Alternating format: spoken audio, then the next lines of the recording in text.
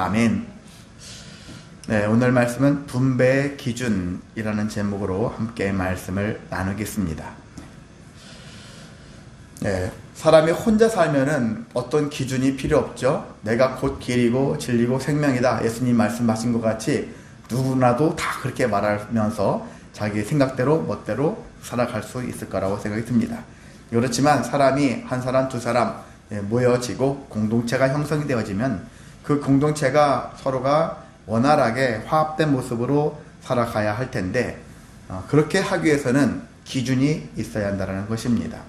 그래서 공동체 기준이 뭔가 제가 한번 조사해보면 상호 존중해야 된다, 적극적으로 소통을 해야 된다, 공동의 목표를 공유해야 된다, 책임감이 있어야 된다, 서로 돌보고 나누는 그런 일들이 있어야 된다 하는 여러 가지 기준들이 있긴 해요.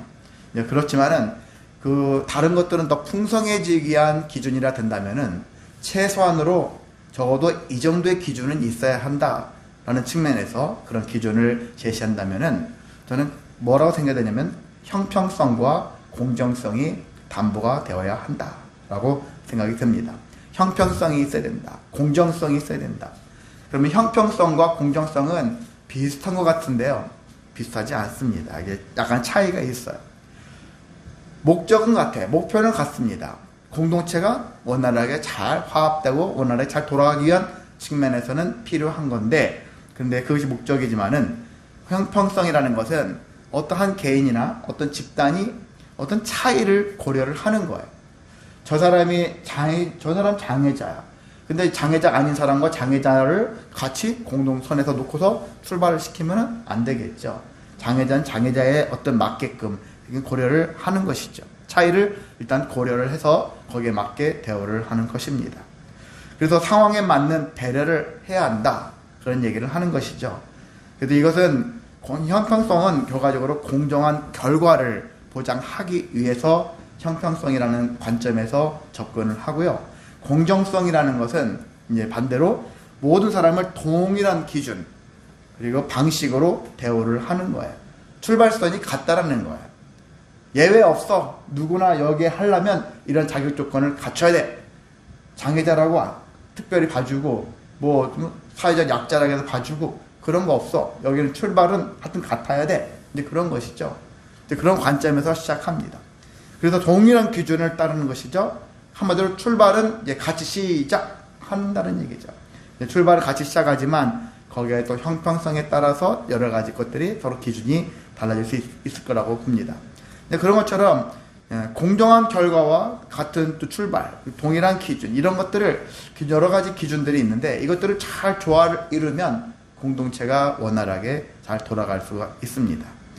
자, 그런데 세상에서는 뭘 해도 불만인 사람은 불만이에요. 이렇게 하면 이렇게 불만, 저렇게 하면 저렇게 불만. 우리나라 대표적인 것 중 하나가 남자가 군대를 갔다 오면 가산점을 부여받느냐. 가산점 옛날 3점을 줘가지고 어떤 득점할 때, 공무원 시험 볼 때 3점을 더 준다, 안 준다. 이거 가지고서 여자들 입장에서는 불만이고, 남자들은 안 주면 불만이고, 이거 가지고 서로 싸우잖아요. 그런 것 같은 서로가 누구에게나 어떻든 간에 잘 하고 싶어도 불만은 존재하기 나름이다.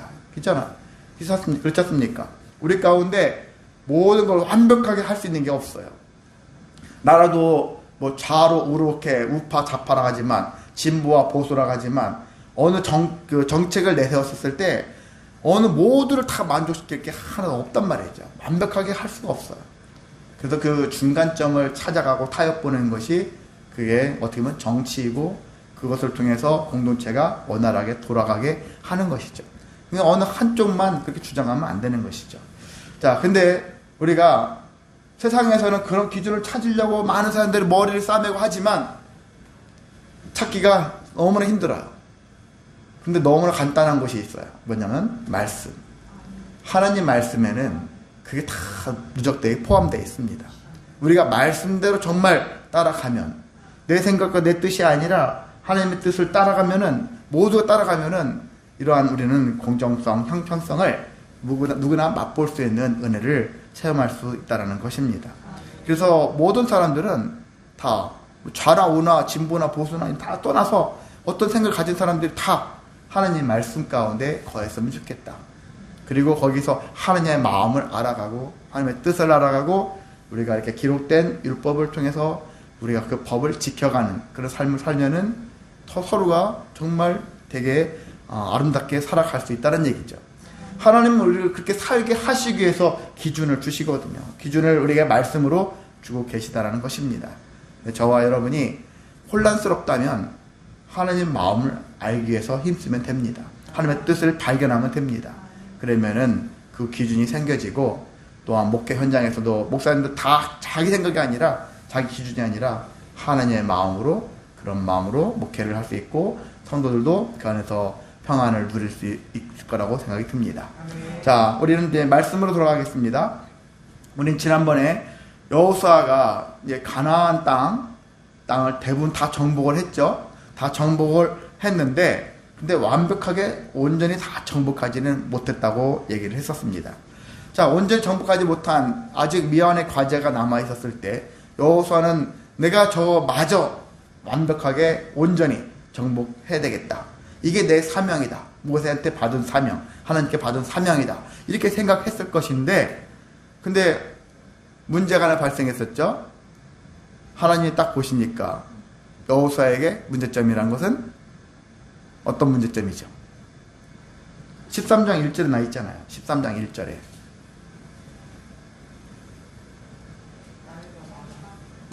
나이가 많아 늙음에, 나이가 많아 늙었다라는 것이 지금 일종의 문제거리예요. 어떤 사람 입장에서는 참 저 사람이 참 좋은데, 저분이 계속 했으면 좋은데 나이가 많아, 그것이 문제가 된다는 얘기죠.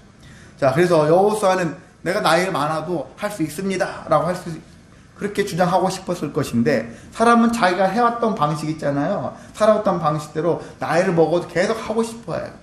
그런데 나이 먹어도 할 수 있는 일이 있고, 나이 먹어서 할 수 없는 일이 생기잖아요. 그럴 때는 바뀌어져야 되거든요. 일이 바뀌어져야 되거든요. 젊었을 때 했던 것이 늙어서까지 계속 할 수 있느냐? 그 비슷한 업종에서는 할 수 있겠지만은 전혀 다른 일을 한다는 것은 어렵지만, 그래도 그렇게 비슷한 거라도 또 다른 면에서 일을 할 수는 있어야 한다는 얘기죠. 그런 관점에서 하나님께서는 어떻게 여호수아를 배려하셨냐면은, 너는 이 정복하는 것은 너는 그만해라. 정복은 내가 하겠다. 내가 누군가 또 시키겠다가 아니라, 성경에 보면 여기 13장 6절에 내가 그들을 이스라엘 자손에서 쫓아내겠다. 이스라엘 자손 앞에서 쫓아내겠다. 하나님이 쫓아내시겠다. 그렇게 약속을 하셨고, 여호수아에게는 너는 그 땅을 분배하라. 그렇게 분배하는 일로 바꾸셨다라는 것입니다. 자, 그래서 여호수아는 이제 분배를 해야 되겠죠. 분배를 하긴 해야 되는데, 그러면 이 분배도 어떻게 해야 되느냐? 여호수아가 머리를 짜내서 막 했느냐? 아니에요. 이미 모세 때 어떻게 분배를 해야 하는지 이미 결론이 난 부분이에요. 이미 법이 있단 말이죠. 그래서 민수기 26장에 두 가지 방법의 분배 방법을 같이 병행하고 있는데, 첫 번째는 민수기 26장에 보면은요, 이렇게 돼 있어요. 사람 수대로 분배해라. 사람이 많으면 많은 땅을 갖고, 적으면 적은 땅을 갖고. 여러분도 합리적이지 않습니까? 그렇잖아요. 사람 많으면 당연히 그만큼의 땅을 차지해야 되고, 적으면 적은 땅을 차지해야 되는 것이 당연하죠. 우리 일반적이지 않습니까? 너무나 당연한 건데, 근데 어떤 사람들은 이걸 또 깨려가죠. 자기가 힘이 있다고 해가지고 사람도 적은데 더 많은 땅을 가지고 있고, 그러지 않습니까? 어떤 사람들은 다 몰아넣어가지고, 가난하고 힘없는 사람들은 한쪽에다 구석에다 몰아넣어가지고 그 좁은 터 위에다가 엄청나게 많은 사람을 막 밀어 넣는 그런 부분도 없지 않습니까? 있지 않습니까? 세상에 보면은 인구 밀도가 높은 데 있잖아요. 서로가 더 좋은 데 살고 막 모여있는 건 어쩔 수 없지만, 그렇지 않은 것도 있어요. 가끔 이렇게 방송 같은 거 보면은 어떤 일이 있습니까? 가난한 자들을요, 부자들이 울타리를 쳐가지고, 당을 쳐가지고, 그 안에다가 많은 가난한 사람들을 몰아넣고, 너희들은 이 담 밖으로 나오지 마. 그렇게 하는 나라가 있더라고요. 정말 그런 나라가 있나 했더니, 진짜 그런 나라가 있더라고요. 담장 하나 사이로 여기를 부자 동네야. 얼마나 깔끔하고 멋있는지 몰라요. 이 담장 안을 봤더니, 안은 옛날 막 빈민촌 있잖아요. 판자촌 같은. 그런 곳이에요. 거기다 몰아가지고 넌 나오지 마. 이런 식으로 하는 곳도 있더라고요. 자, 그래서 분명한 것은 세상에서는 여전히 이렇게 이걸 역행하는 그런 사람들도 존재한다. 근데 하나님의 뜻은 간단하죠? 지극히 당연하죠. 수가 많으면 많은 사람들이, 많은 곳이 기업을 더 많이 가져가고 적은 자는 적게 준다라는 것이 가장 간단한 것이지만 사실 이 법대로 하면 좋은데 그렇지 않은 경우도 있다. 자, 실질적으로 여기는 나중에 이제 기업, 이스라엘 12지파 중에서 제일 많이 인구수를 차지했던 지파는 참고로 퀴즈를 내면 뭐죠? 누구죠? 어떤 지파입니까? 그렇습니다. 유다 지파. 네, 맞췄습니다. 집에 가서 선물 드릴게요. 네, 유다 지파가 제일 많은 인구수를 차지했는데 가장 넓은 땅을 분배받았어요. 근데 많은 넓은 땅을 받았으니까 사람들은 여기에 인구수가 많고 적고 떠나서 그냥 저 넓은 땅을 차지한 것만 생각하고서 아우 부럽다, 시기하거나 질투하거나 부러워하거나 이런 마음을 품을 수도 있어요. 근데 한편으로는 여러분 이건 있어요. 내가 넓은 땅을 차지했으면 한편으로는 그 넓은 땅은 또 어떤 땅입니까? 지켜야 될 땅이에요. 더 많은 자들에게 침범당할 수 있고 더 많은 것을 지켜야 되는 거예요. 그만큼 책임을 져야 하는 그러한 위치까지 있다는 얘기죠. 그리고 들어가면은 그 땅이 또 다 좋냐 나쁘냐 또 할 수 있는 건데 안 좋은 땅은 개간을 하고 땀을 흘려야 되는 것도 그만큼 많을 수도 있는 것이죠. 그러니까 사람들은 지켜야 될 땅, 땀을 흘려야 될 그런 땅 이런 것들을 다 종합해보면 아, 내가 책임져야 될 땅도 그만큼 늘어난다 라는 생각을 가져야 합니다. 그래서 유다지파는 나중에 유다지파 안에 한 지파가 들어와 있어요. 그것이 시몬 지파예요. 시몬 지파가 숫자가 제일 적어요. 그래서 시몬 지파를 이게 이제 유다 지파가 대승적 차원에서 포용해서 들어온 것보다는 아예 그냥 분배를 당했는데 유다 지파 안에 시몬 지파가 들어와 있어요. 그 얘기는 뭐냐면은 야, 시몬 지파는 독자적으로 자기들을 지키기에는 너무나도 인구가 적다라는 거예요.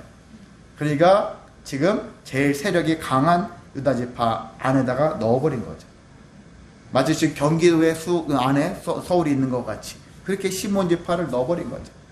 자, 넣어버렸지만 시몬 지파가 인구수가 거기서 열심히 그 자손을 많이 번창해가지고 크게 해서 나중에 독립된 지파로서 존재하면 좋겠지만은 그 작은 지파의 한계를 결국 뛰어넘지 못하고 나중엔 유다 지파 속으로 그냥 흡수되어 버린 거예요.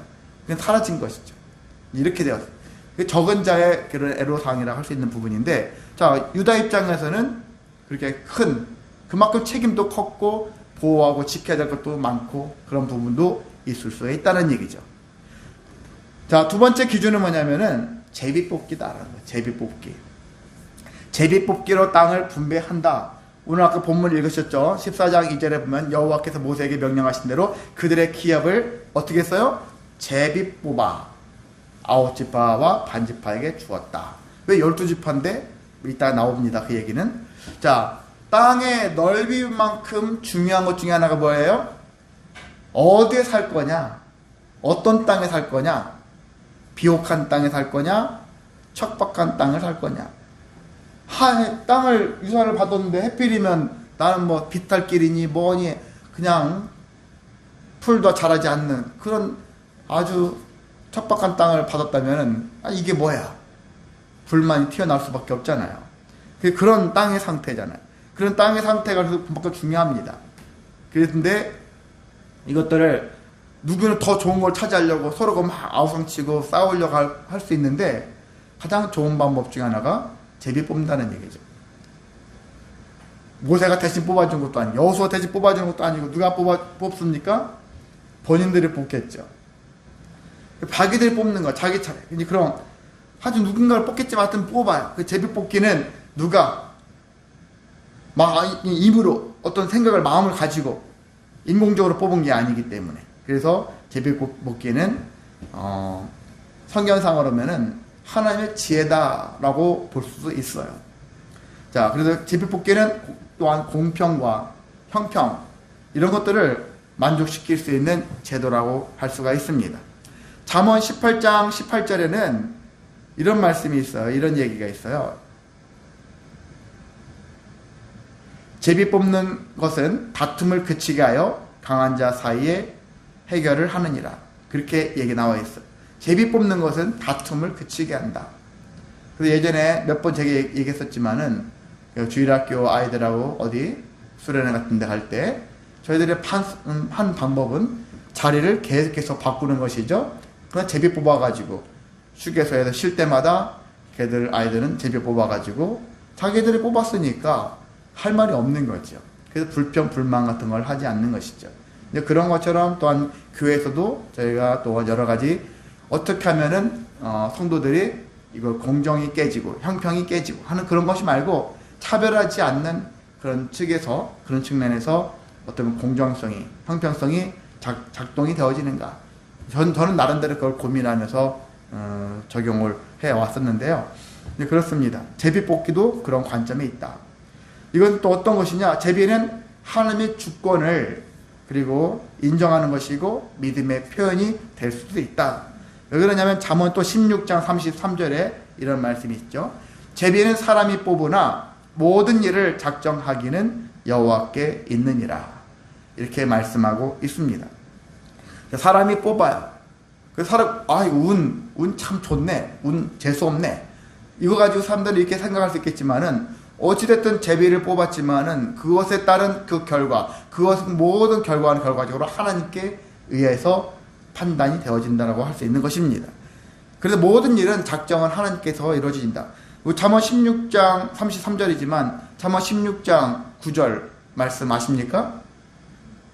잠언 16장 9절 유명하잖아요. 사람이 마음으로 자기의 길을 계획할지라도 그의 걸음을 인도하시는 이는 여호와시니라. 사람에 의해서 뭐가 되어진 것 같이 느껴지지만은 결국 그 일의 작정, 그 일의 결과, 그 일의 모든 과정에는 하나님께서 함께 하셔서 결과적으로 하나님의 뜻대로 이루어 가신다라는 것을 알 수 있다라는 거예요. 그래서 제비는 뽑는 것 과정은 그래서 제수뛰기처럼 운뛰기처럼 아닌 것이 아니라 하나님이 내가 무엇을 뽑든지 하나님께서는 그 안에서 최선을 다해서 우리에게 최고의 것으로 역사하신다. 이 믿음을 가지라는 거예요. 인정할 수 없어. 그렇게 하지 말고 이렇게 된 것은 또 하나님의 주권이다. 하나님의 뜻이 있겠지 하는 거예요. 여러분도 때로는 어떤 거 선택을 했는데 내가 원했든 원하지 않든 그 선택대로 딱 됐을 때 처음에는 첫 마음이 기쁠 수도 있고 첫 마음이 불편할 수도 있어요. 근데 돌아보면은 처음에 기뻤는데 그게 오히려 나를 힘들게 하는 것이 될 수 있고 처음에는 진짜 왜 하필이면 나한테 이런 것이 그렇게 생각이 들었는데 그게 나를 오히려 더 살찌게 만드는 요소가 될 수도 있다는 얘기예요. 그러니까 여러분이 뭔가에 의해서 딱 선택이 되어지고 그것이 그 길을 갈 수밖에 없는 상황의 환경이 되었다 할지라도 처음부터 그것 때문에 끝날 때까지 원망과 불평하면서 살아가기보다는 그래 이 속에서 이 안에서 내가 어떻게 살 것인가를 더 모색하는 것이 지혜로운 삶의 태도라고 할 수가 있습니다. 자, 성경에는요 제비와 관련된 것이 진짜 많이 나와요. 저 제비가 들어간 성경 구절이 제가 대충 이렇게 보면은 쭉 나오거든요. 차트가 나오는데 대충 한번 해봤을 때 한 7, 80 정도 정도 나와요. 성경 구절 한 구절에도 제비 몇 번 나온 것도 있지만 한 절 한 절로 친다면은 정말 7, 80번 나오는 거니까 많이 나오죠. 정말 많이 나오는 편이라고 할 수가 있습니다. 자, 실질적으로 몇 가지 제비 관련된 그러한 말씀을 놓고 본다면은 이스라엘 사람들은 대속죄일에 어떤 의식이 있거든요. 한 행사가 있는데 그게 뭐냐면 2마리 염소를 일단 택합니다. 그리고 한 마리는 대속죄일이니까 속죄를 위해서 하나님께 제물로 죽여가지고 드리는 거예요. 근데 한 마리는 아사셀이라 해가지고 아사셀을 위해서 광야로 내보낸다라는 거예요. 근데 걔는 일단 안 죽죠. 근데 이 아사셀을 위한 염소로 가는데 이 염소는 어떤 의미냐? 이스라엘 백성의 죄를 그 염소 한 마리가 짊어지고 광야로 떠나는 거예요. 그래서 공동체의 죄가 사라지는 것, 죄를 제거하는 것. 성경 구약 우리가 지금까지 뭐 여러 가지 말씀을 봤지만은 구약에 있는 말씀 쭉 해왔잖아요. 하나님께서는 제일 뭘 원하시냐면 우리 공동체 안에 있는 죄가 없어지는 것, 죄가 제거되어지는 것이 참 중요하다. 이스라엘 백성들한테 죄를 제거하라, 죄를 제거해라. 너희들이 속죄를 하는 이유는 그 속죄를 통해서 너희 안에 있는 죄가 제거되어지는 것. 이것을 되게 하나님께서 강조를 하시거든요. 그래서 상징적으로 이 염소가 떠나면서 우리의 모든 죄를 이 염소가 다 떠안고 다 떠나버리는 것이죠. 그래서 우리 공동체는 더 이상 죄 없다라고 선포해서 죄를 멀리하고 하나님과 더 관계를 가깝게 하기 위한 그러한 행사를, 의식을 행한다고 할 수가 있습니다. 그래서 이 행위를 통해서 하나님 앞에서 더 새롭게 변화된 인생을 살겠습니다. 와 같은 신앙의 고백을 행할 수 있는 기회를 갖는다고 볼 수 있습니다. 그러니까 여기도 마찬가지로 제비를 뽑는 거예요. 두 염소 중에서 어떤 놈을 속죄제물로 하고 어떤 놈을 광야로 내보낼까? 제비 뽑아서 정한다는 거죠. 우리가 봤을 때 이놈이 좋겠다 한 것이 아니라 제비를 뽑는다. 여러분 요나 얘기 알잖아요. 요나가 하나님이 원하시는 길로 가지 않고 반대길로 가는 배를 탔다가 풍랑이 일었습니다. 선원들은 이게 무슨 일이지? 그럴 때 결국 요나가 자기이기 때문에 그렇게 되었다라는 것을 실토했고, 그래서 선원들이 제비를 뽑아서 처음에는 이제 선원들이 여기 분명히 우리 안에 어떤 사람의 잘못된 사람이 타가지고 지금 우리가 풍랑을 만나고 해를 당하고 있어. 누구 때문일까 했을 때 이 사람들이 제비를 뽑았다 했어. 제비를 뽑았더니 요나가 딱 걸린 거예요. 그래서 요나가 실토를 한 것이죠. 시엘은 말이지, 내가 다시스로 가는 배를, 니느웨로 가야 되는 배를 탔어야 되는데 지금 이게 다시스로 가는 배를 탐으로 인해 가지고 하나님이 노여움 타가지고 우리가 지금 풍랑을 만난 것이다. 그렇게 했고, 선원들한테 나를 바다에 던지면 모든 게 끝난다. 그렇게 했고 바다에 던져졌고, 그래서 물고기 뱃속에 들어갔고, 이런 과정들을 하게 되어졌죠. 여기도 제비를 뽑았잖아요. 그리고 여러분 또한 예수님의 12제자 중에서 가룟 유다가 죽었죠. 그래서 12명을 채우기 위해서, 맞추기 위해서 또 다른 사람 뽑았죠. 마띠아라는 사람 뽑았죠. 마띠아를 어떻게 뽑았나요? 이미 답은 다 나와 있는 거잖아요. 제비 뽑아서.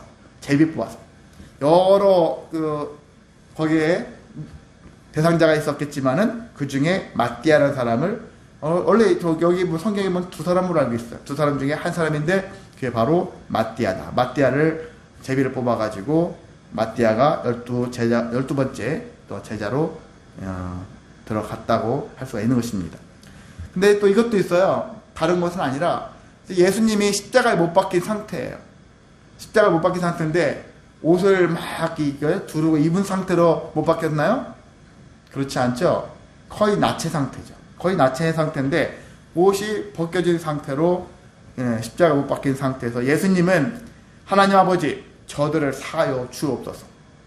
자기들이 하는 것을 알지 못합니다 하면서 자기를 못 박으라고 했던 사람들을 용서를 구하는 기도를 하고 있을 그때 밑에 있는 예수를 핍박하고 예수를 욕하고 저주하는 인간들은 뭘 하고 있었을까? 거기 뭐 성경에 보면요, 그 사람들은 예수님의 옷을 제비 뽑았다. 서로 자기가 가져가려고 그 짓을 했던 사람이에요. 이렇게 할 때도 제비를 뽑았다 하는 역사가 있습니다. 자, 아무튼요, 우리는 이렇게 사람 수대로 그리고 제비를 또 뽑는 것으로 함으로 인해 가지고 이스라엘은 이런 공정성, 형평성을 확보를 했고요. 그로 인해서 이스라엘 백성들이 어떤 불만이나 불평 같은 것들, 원망하는 그런 부분들에 대한 것들을 최대한 잠재웠던 것을 알 수가 있습니다. 근데 우리가 자세히 보면은 아까 14장 2절 얘기하다 말았었죠. 제비뽑기는 모든 12지파가 다 한 것은 아니었다. 9개 반지파만 했다라는 거예요. 9개 반지파만 했습니다. 왜 이렇게 했느냐? 이미 두 지파하고 두 지파 반은 이미 분배를 받은 거예요. 언제? 모세 때. 모세가 살아 있었을 때.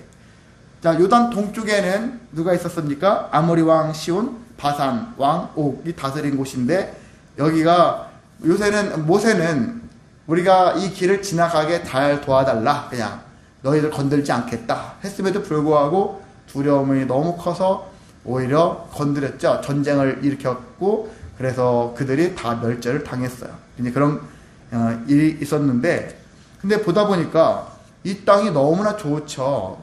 뭐 적과 꿀이 흐르는 땅은 요단 서쪽이 아니라 동쪽이다 생각이 들 정도로 목초지가 너무 좋은 거예요. 그 양떼의 가축이 많았던 이 두 지파 반이, 그래서 우리는 여기에 머물고 싶다, 여기에 살고 싶다.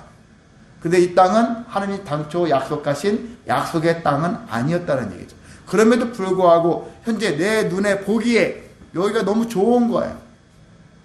내 눈에 보기에. 그래서 하나님의 약속을 외면하고 세상 기준으로 보는 거예요. 세상 사람들 기준은 뭐예요? 세상이 원하는 바의 기준이 있잖아요. 그 기준을 따라가는 거예요. 그렇게 따라가다 보니까 이것을 얻기 위해서는 욕심을 부리는 거지. 욕심이 나는 거죠. 그리고 욕심이 나고 교만한 마음으로 그런 마음들로 이어질 수가 있는 것이죠. 자, 그러니까 이것을 모세가 가만두지 않았죠. 격하게 그들을 책망을 합니다. 어떻게 책망했느냐? 너희들은 약속의 땅을 포기했고 자기 욕심대로 살기 원하는 그 이기적인 마음을 놓고서 모세가, 그리고 너희들의 행위는, 너희들의 마음가짐은 다른 9개 지파 반을 낙심하게 했다. 그렇게 성경에 낙심이라는 용어를 썼잖아요. 낙심케 한다. 공동체에서 중요한 게 나 때문에 다른 사람들이 낙심하는 마음을 품게 하면 안 되는 거거든요. 모두가 으쌰으쌰 해가지고 이렇게 분위기를 끌어올리려고 하는데 혼자만 이기적인 마음으로 탁 내세우면 공동체가 확 식어버려요. 그 잘못된 길로 잘못된 판단을 할 수가 있는 것이죠. 그래서 우리는 날마다 고민을 해야 될 줄 압니다.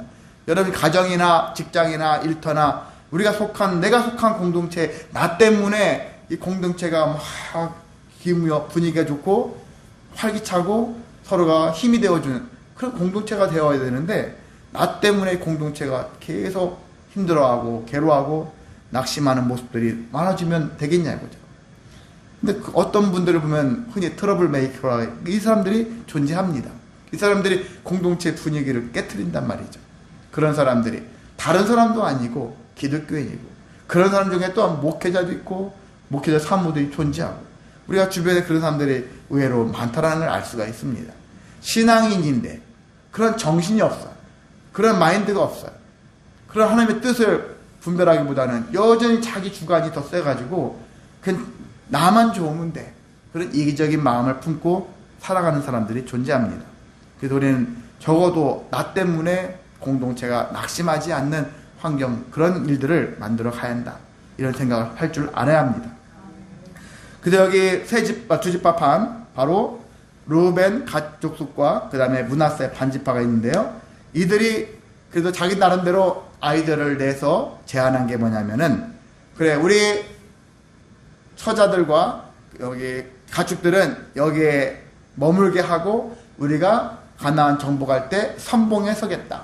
제일 앞자리에 서겠다는 거죠. 이거 죽음을 불사하는 거거든요. 제일 많이 죽을 수 있는 가능성이 있는 자들인데 우리가 그 일을 하겠다, 그렇게 꼭 약속을 지켰어요. 그런데 여러분 생각해 보세요. 약속을 지켰고 활동을 다 했어, 나름대로. 그렇지만 요단 동쪽에 있는 족속들의 최후의 결과는 어떻게 되었을까? 10년, 20년, 100년, 몇백 년 이렇게 흘러갔겠죠? 과연 요단 동쪽에 있는 나라들은, 족속들은, 이 지파들은 어떻게 됐을까? 결과적으로 흔적도 없이 다 멸절 당했다라는 거예요.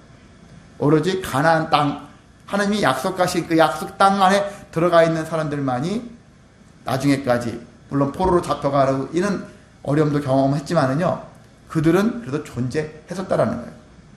그러니까 하나님께서, 여러분은 약속이 있잖아요.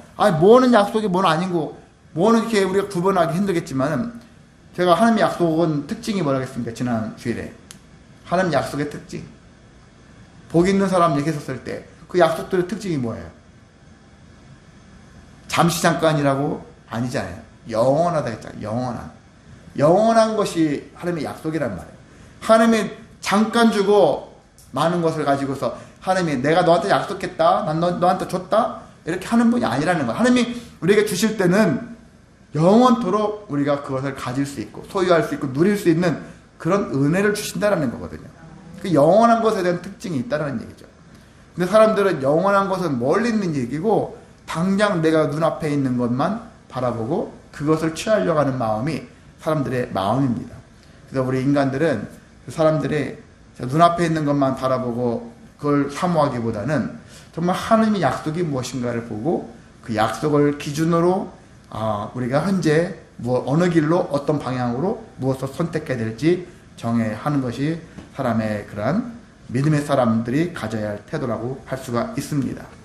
자, 그런데 이제는 유다 동편도 그렇고요, 서편도 그렇고 기업을 물려받는다. 그래서 다른 지파들은 받는다 하는데, 근데 여기서 받지 못하는 기업이 있죠.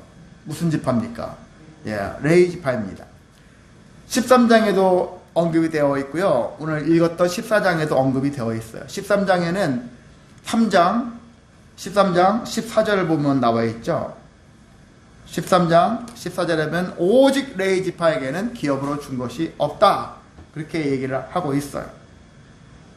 그리고 14장 3절에도 레위 자손에게는 그들 가운데서 기업을 주지 않았다. 그렇게 얘기하고 있습니다. 이게 누구 뜻입니까? 하나님의 뜻이에요.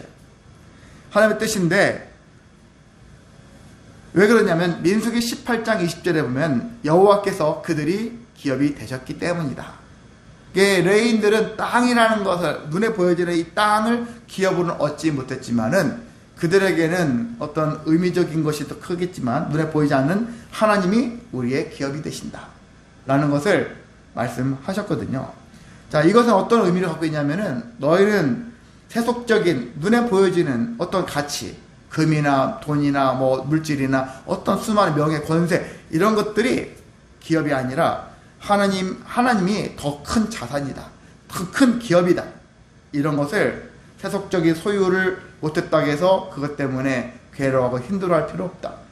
그래서 목회자는요, 어떤 면에서 어떤 사람들은 좋은 집, 좋은 차, 높은데 그런 데 가가지고 야, 좋겠다, 우리는 저렇게 저런 거 없는데, 우리는 가난한데, 그것 때문에 힘들어할 이유가 없는 거예요. 우리는 그것보다는 하나님이 우리에게 더 큰 기업이시다. 너희들은 그걸 가졌지만 나는 하나님이라는 기업을 가진 자다. 이것에 대한 그 마음을 품을 수가 있어야 한다는 얘기죠. 그 땅을 기업으로 받지 못했다고 해서 이들은 손해가 아니었다. 오히려 특권을 받았다. 우리 특권을 받은 자는. 근데 목사님에게만 하산되는 거 아닙니까? 반문하겠지만 베드로가 뭐라 했습니까? 우리는 모두가 다 왕 같은 제사장이다. 왕 같은 목회자만 그런 것이 아니라 모든 성도들은, 구원받은 모든 성도는 왕 같은 제사장이라고 얘기를 하고 있어요. 그럼 제사장의 할 일은, 제사장의 마음가짐은 뭐예요? 나의 기업은 이 땅에 있는 물질, 권세 이런 게 아니라 하나님입니다 라고 고백하면서 살라는 얘기예요. 오늘날 그런 마인드로 성도들은 살아가야 한다는 것입니다. 그래서 그런 마인드인데 어떤 그런 마인드로 살아가야 되냐면, 나는 이제 물질보다는, 물질 필요해요. 필요 없다는 얘기 아닙니다. 필요하지만 그것보다 더 큰 가치가 하나님을 기업으로 삼는 것이 더 큰 가치다 라는 것들을 우리가 그런 마음을 가져야 한다는 것입니다. 그리고 우리가 죄와 우상에서 떠나려고 하는 마음 있죠. 불법을 멀리하고 정말 하나님 편에서 살아가려고 하는 그런 마음가짐으로 살아야 한다라는 의미를 가지고 있고, 그뿐만이 아니라 가정이나 우리 직장이나 교회나 공동체 있잖아요. 나라에도 속해 있죠. 이런 공동체를 위해서, 그들을 위해서 기도하고 함께 예배하면서 사람들을 구원받은 성도들로서 세워가는 그런 사명이 있어야 한다는 얘기입니다. 이런 것들이 있어야 되는 것은, 그래서 세상에 있는 것들은 네가 받지 못했다고 해서 나는 억울해요, 나는 이게 뭐예요, 내가 하필 이 길로 갔을까, 그렇게 생각할 필요가 없는 거예요. 하나님을 소유한 백성이 가장 가치 있는 인생을 살아갈 수 있다는 거예요. 그것이 중요한데도 불구하고, 하나님을 소유했음에도 불구하고 그것을 인지하지 않고 아주 외면하고 계속 세상에 나가서 세상 가치가 좋다 해가지고 그들을 부러워하고 시기하면서 살아가는 것은 신앙인의 삶의 태도가 아니라고 할 수가 있습니다. 예, 말씀을 이제 마치겠습니다. 우리는 분배 기준을 통해서 공동체 기준이 필요한데 그 기준은 하나님이 되어야 된다. 하나님의 말씀이 되어야 한다. 그 말씀의 의미를 알려면 하나님의 마음을 알아야 되겠죠. 자, 그래서 그걸 하나님의 뜻을 알고 마음을 알아가게 되어지면은 삶의 기준을 알게 되어지고, 왜? 근데 하나님의 공동체의 기준이 왜 중요하냐? 하나님은 특정한 자들만을 위한 기준을 세워주신 것이 아니라 모두를 위해서, 모두가 가진 자, 없는 자, 높은 자, 낮은 자 있잖아요. 그 모든 영혼들을 다 골고루 다 잘 살아갈 수 있도록 하신다라는 거예요. 원망과 불평을 그치게 하고 서로 화목하게 사랑하며 살기를 원하는 것이 하나님의 뜻이기 때문에 우리 또한 그런 마음가짐으로 살아야 하는 것입니다. 누구 편나누는 것이 아니라 모두가 하나 되어지는 것을 원하시는 하나님의 뜻에 맞게 우리는 그 기준을 세우고 그 주신 사명을 감당하며 살아갈 때 하나님의 은혜에 부합한 인생을 살아갈 수 있고 그게 하나님의 영광을 돌리는 인생이 될 수가 있습니다. 그렇게 살아가는 저와 여러분 되시기를 주님의 이름으로 소망하고 축복합니다. 거룩하시고 자비로우신 하나님 아버지 감사를 드립니다. 하나님의 선하신 뜻으로 우리에게 말씀을 주셔서 삶의 기준을 삼게 해주셔서 감사를 드립니다. 모든